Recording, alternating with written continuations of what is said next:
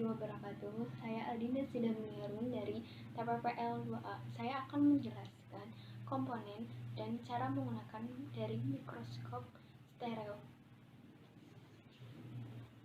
Ini adalah contoh alat dari mikroskop stereo. Mikroskop stereo memiliki 6 komponen utama. Yang pertama ada 10 kali kontak okuler. Yang kedua adalah pelaras pembesaran, pelaras fokus, lampu LED atas, pengawal pencahayaan, dan lampu LED bawah. Yang pertama adalah 10 kali lens kontak okuler. Itu terdapat pada bagian atas dari mikroskop stereo yang berfungsi untuk melihat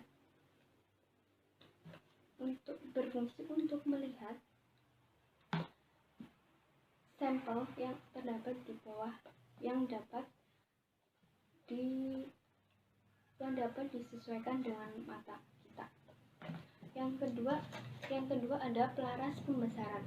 Pelaras pembesaran terdapat di bagian sisi kanan dari mikroskop stereo. Fungsi dari pelaras pembesaran adalah untuk memperbesar dan memperjelas suatu objek yang akan diamati. Untuk memperbesar dan memperjelas suatu objek itu terdapat ada skala dari yang terkecil hingga yang terbesar.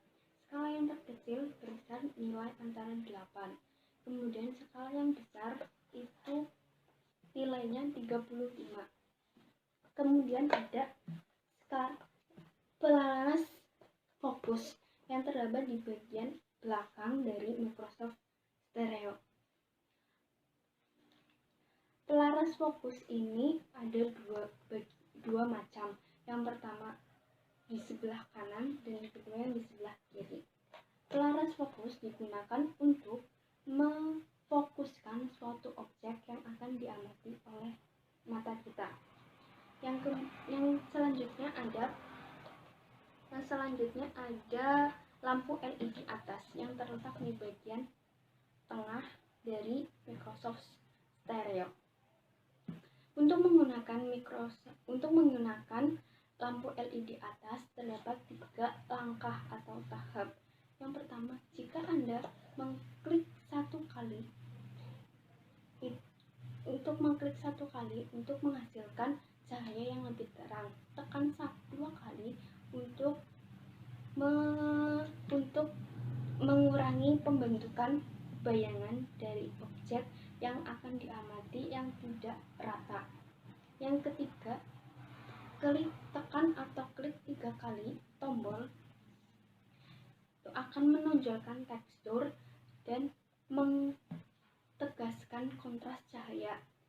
Yang terakhir adalah klik tombol 4 kali itu untuk mematikan. Selanjutnya ada pengatur pencahayaan. Pengatur pencahayaan terdapat di bagian bawah dari mikroskop stereo.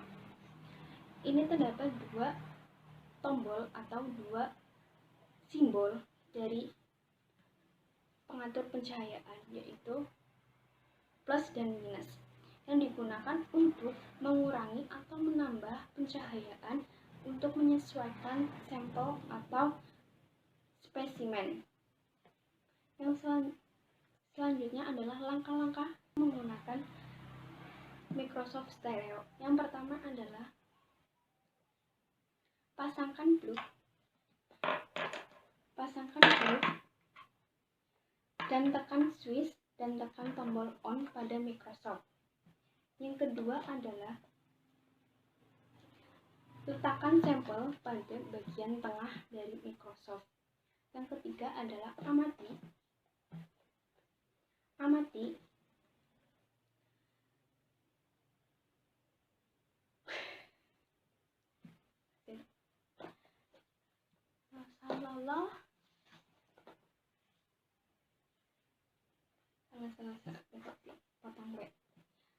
yang kedua, langkah-langkah menggunakan mikroskop stereo. Yang pertama adalah pasangkan plug, switch, dan tekan tombol on pada Microsoft. Yang kedua adalah letakkan sampel di tengah Microsoft atau tempat untuk menaruh sampel.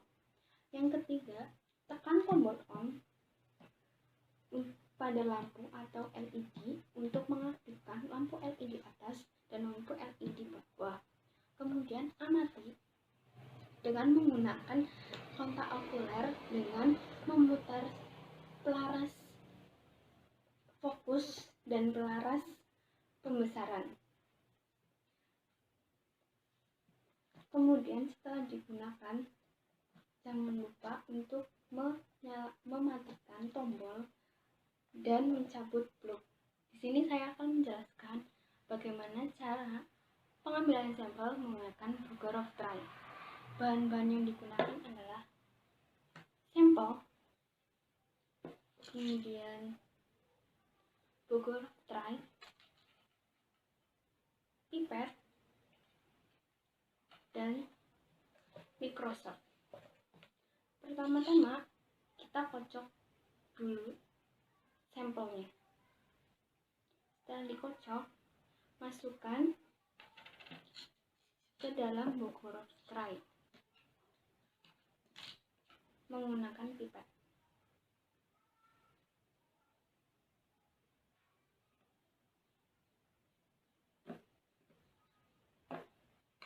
Setelah itu, amati menggunakan Microsoft.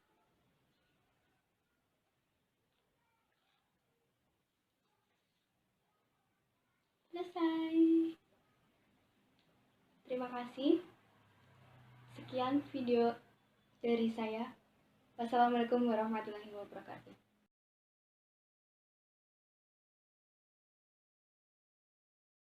Assalamualaikum warahmatullahi wabarakatuh. Perkenalkan, nama saya Rindanto dari kelas TPW 2A. Di sini saya akan menjelaskan materi tentang beberapa alat parameter biologi. Yang pertama yaitu mikroskop elektron, yang kedua SafeNet, yang ketiga yaitu jelas Weber. Mikroskop elektron adalah sebuah mikroskop yang dapat melakukan pembesaran sampai 2 juta kali. Mikroskop ini menggunakan elektrostatis dan elektromagnetik untuk pencahayaan, sehingga resolusi yang dihasilkan lebih bagus daripada mikroskop cahaya. Berikutnya yaitu cara penggunaan mikroskop elektron. Yang pertama yaitu pasanglah semua komponen dari mikroskop elektron. Setelah terpasang dengan baik, kemudian hubungkan charger mikroskop elektron ke saklar listrik. Setelah terhubung, otomatis mikroskop akan langsung menyala. Kemudian lakukan fokus lensa dengan menggeser tombol. Setelah fokus, kemudian letakkan objek ke papan. Kemudian lakukan fokus kembali dengan menggeser tombol. Kemudian setelah selesai digunakan, cara mematikannya yaitu tekan tombol off. Kemudian cabut kembali saklar listrik. Alat yang kedua yaitu SafeNet. SafeNet berfungsi untuk mengklasifikasikan sedimen. Cara penggunaan. Yang pertama, siapkan sampel sedimen yang telah dibersihkan dan dikeringkan. Kemudian timbanglah sampel tersebut kurang lebih 100 gram. Lalu siapkan alat SafeNet. Susun SafeNet di atas alat pengguncang.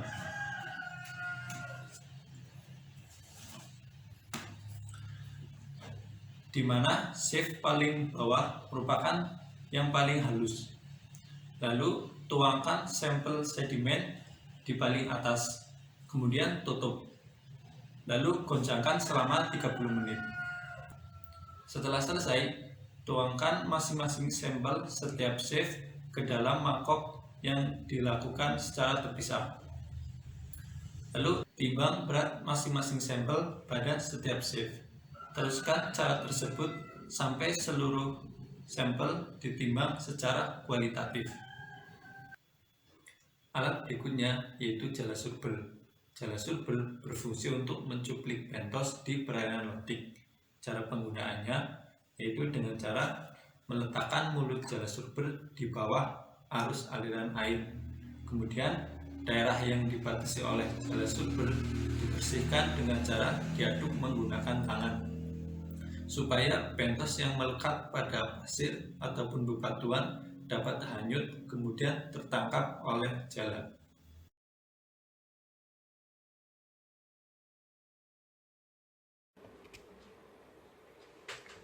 Assalamualaikum warahmatullahi wabarakatuh. Perkenalkan, nama saya Warhan Rahmatul Hikmawan dari kelas TPPL 2A.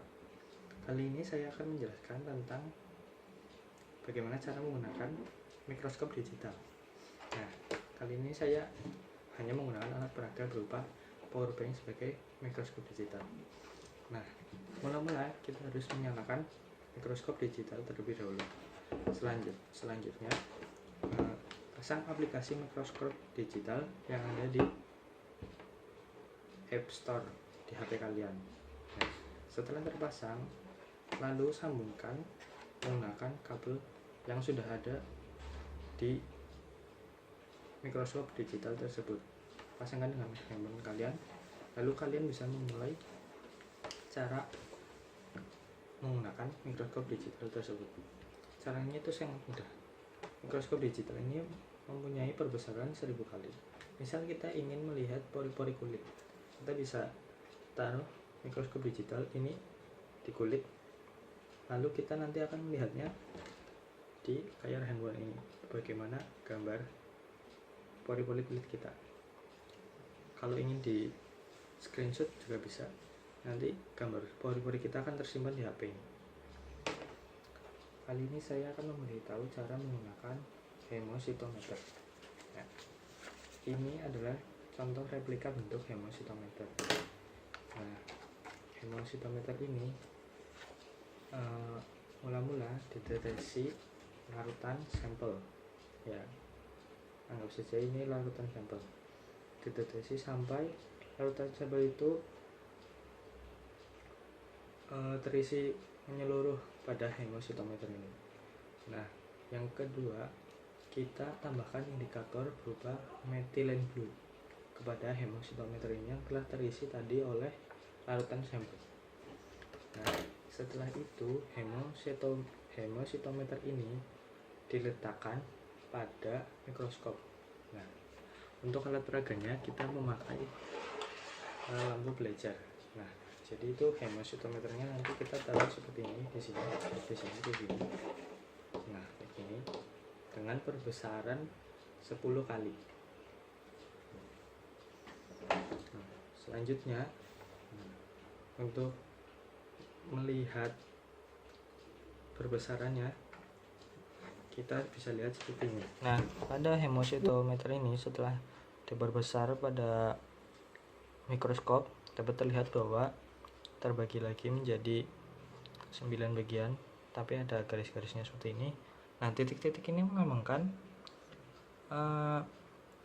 bakteri yang muncul di hemositometer ini. Ini adalah kolom pertama, ini kolom kedua, kolom ketiga, kolom keempat, kolom kelima. Nah, kolom pertama ini ada setelah 30 detik ada 6 bakteri yang muncul. Sedangkan di kolom kedua ini ada 5 bakteri. Lanjut ke kolom ketiga, ada hanya 2 bakteri, dan kolom keempat ada 3 bakteri. Nah, di kolom kelima ini paling banyak titik-titiknya. Nah, jadi itu setelah 30 detik bisa terjadi sampai paling banyak dari kotak-kotak yang lain. Nah, ini adalah titik-titiknya karena garis-garisnya pun lebih banyak. Ya. Jadi sekian cara memakai Jadi sekian cara memakai hemositometer. Assalamualaikum warahmatullahi wabarakatuh.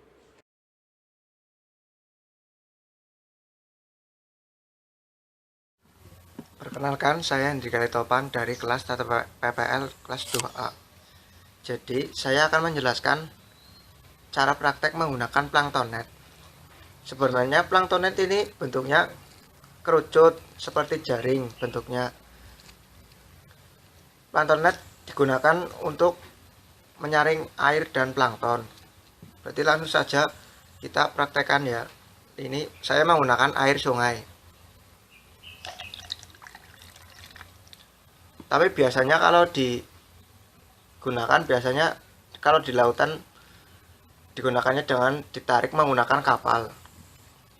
Mungkin begitu yang dapat saya sampaikan.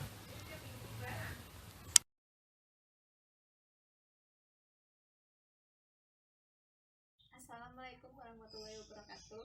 Saya Rahmawati Yunita dari kelas TPPL 2A. Saya akan mempraktikkan cara kerja dari alat sampling pada perairan berupa bingkai kuadrat. Ini dia alat yang akan digunakan, yaitu berupa bingkai kuadrat. Karena ini berbentuk bingkai dan ini diilustrasikan sebagai bingkai kuadrat. Kemudian setelah ini bingkai kuadrat terdapat plastik sampel. Cara kerjanya yaitu bingkai kuadrat dimasukkan ke dalam perairan rentik. Setelah sudah sampai pada dasar perairan, bingkai kuadrat diangkat. Kemudian substrat diambil.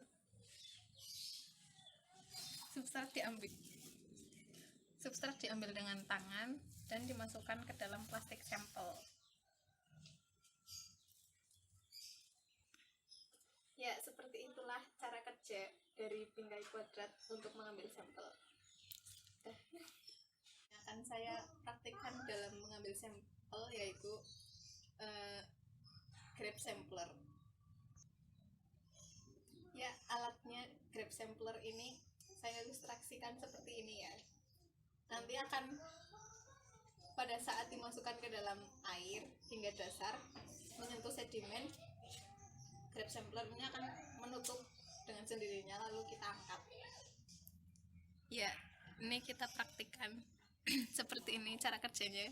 Dia akan membuka pada saat masuk, kemudian saat menangkap sedimen akan langsung menutup dan kita harus cepat-cepat segera angkat. Dan ini terdapat sedimennya diambil. Assalamualaikum warahmatullahi wabarakatuh. Pada video kali ini saya akan menayangkan cara kerja dari mikroskop cahaya. Di sini saya mengilustrasikan bahwa ini adalah mikroskop cahaya dan cara kerjanya yaitu pertama-tama kita menyiapkan dulu preparatnya seperti ini. Kemudian atur cahaya pada ini. Ini kita misalkan sebagai kaca pembesar atau lup yang digunakan untuk menangkap cahaya. Kemudian setelah itu kita ambil preparatnya. Kemudian harus dipasang kencang pada klip yang ada. Ya, setelah objek terpasang di meja preparat dan terpasang kencang di klip, mulailah kita untuk melakukan perbesaran untuk melihat lebih detail dari objek yang akan diamati. Caranya melakukan perbesaran pada daerah sini biasanya harusnya ada tombol yang dilakukan untuk perbesaran. Kemudian ini adalah lensa objektif, atur fokus pada lensa objektif hingga tampak gambar. Kemudian sudah selesai, kemudian kita rapihkan dan kembalikan alat mikroskop ini pada tempatnya. Sekian dari saya, berikut itu adalah cara kerja dari mikroskop cahaya. Terima kasih.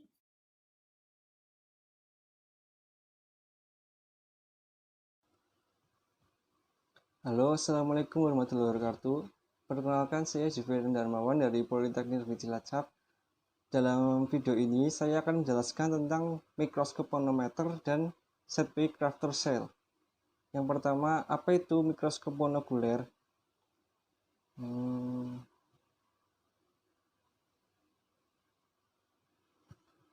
Pada dasarnya, mikroskop monokuler dapat diartikan sebagai mikroskop yang hanya dilengkapi dengan satu lensa okuler saja. Mikroskop monokuler termasuk dalam kelompok mikroskop cahaya yang biasa digunakan untuk mengamati detail dalam sebuah sel. Untuk mengamati detail sebuah sel, mikroskop cahaya sendiri memiliki nama lain, yaitu compound light microscope. Mikroskop monokuler dan mikroskop binokuler memiliki perbedaan yang cukup mencolok. Perbedaan tersebut terletak pada jumlah lensa yang dimiliki. Lensa tersebut, lensa monokuler hanya memiliki satu lensa saja, sedangkan mikroskop binokuler memiliki dua lensa, yaitu lensa okuler dan lensa objektif. Untuk lebih lanjut, mari kita mengenal bagian-bagian mikroskop dari mikroskop monokuler ini. Yang pertama ada lensa okuler. Seperti yang sudah dijelaskan sebelumnya, bahwa lensa yang satu ini berfungsi untuk memperbesar bayangan dan memproyeksikan objek ke retina mata. Lensa okuler pada umumnya memiliki pembesaran 6, 10, atau 12 kali. Lensa ini terletak di bagian ujung atas tabung. Yang kedua ada lensa objektif. Lensa ini terletak dekat dengan objek. Pada umumnya ada 3 lensa objektif pada mikroskop dengan pembesaran 10, 40, dan 100 kali. Yang ketiga ada kondensor. Pada bagian ini dapat diputar naik turun dengan fungsi untuk mengumpulkan cahaya yang dipantulkan oleh cermin dan bertugas untuk memusatkan objek. Lalu yang keempat ada tabung mikroskop. Tabung ini berfungsi untuk mengatur fokus yang dapat dinaik turunkan dan juga sebagai penghubung antara lensa objektif dan lensa okuler. Yang kelima ada revolver. Pada bagian ini, revolver ini berfungsi untuk mengatur pembesaran lensa objektif dengan cara memutarnya.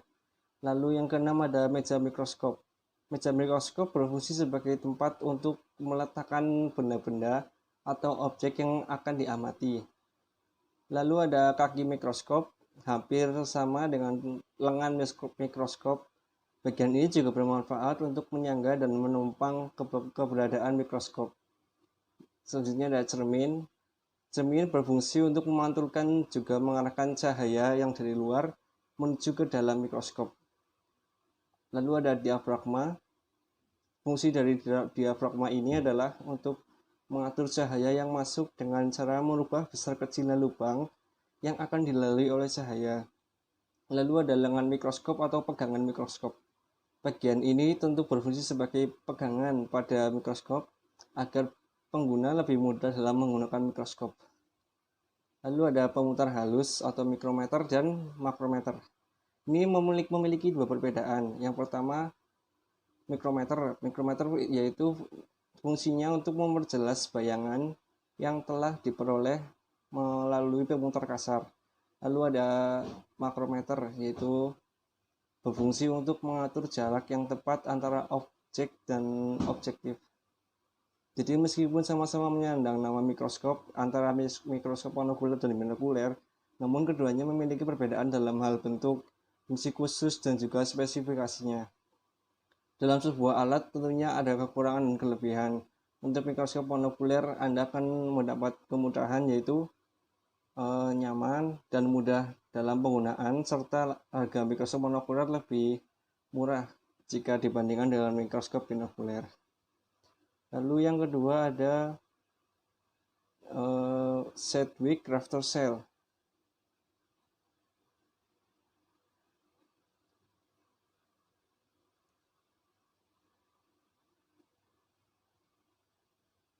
Lalu yang kedua ada Sedgwick Rafter Cell. Pengamatan dengan alat ini ditujukan bagi mikrozooplankton dan fitoplankton dengan menggunakan mikroskop binokuler berbesaran 100.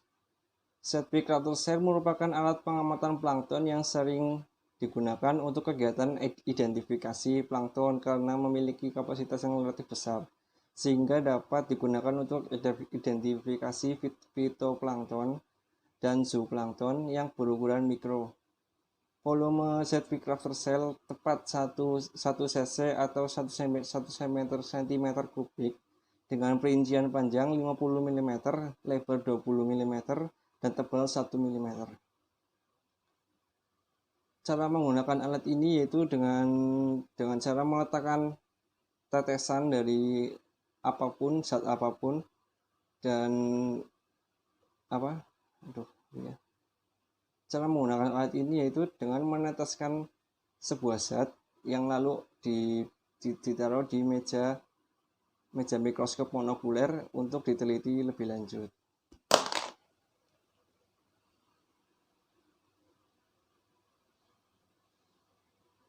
Sekian video dari saya, apabila ada kesalahan mohon dimaklumi.